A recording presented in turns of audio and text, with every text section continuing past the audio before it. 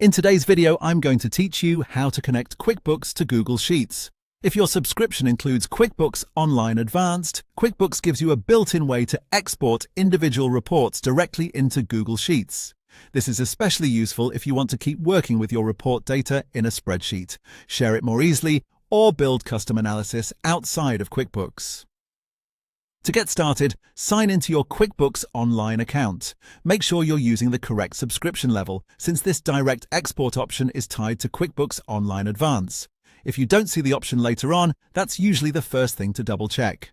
Once you're signed in, go to the Reports tab. From there, open the specific report you want to export.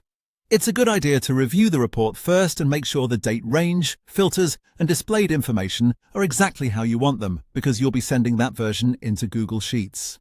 After the report is open, look to the top right corner for the Export icon. Click it, and then choose Export to Google Sheets.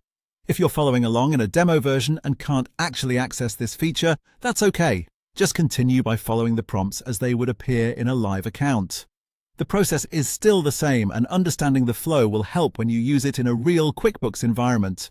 At this stage, QuickBooks may ask you to verify the connection. Enter the verification code that is sent to you, then select Get Started. This is a standard security step to confirm that you're the one authorizing the link between QuickBooks and your Google account. Next, click Allow so you can review the permissions and authorize the connection. This permission screen lets QuickBooks work with Google Sheets for the export process. Take a moment to read through the access request so you understand what's being approved, then continue.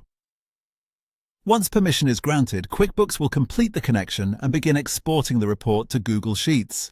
Depending on the size of the report and your internet connection, this may take a few moments. When it's finished, you should be able to open the report in Google Sheets and continue working with your data there.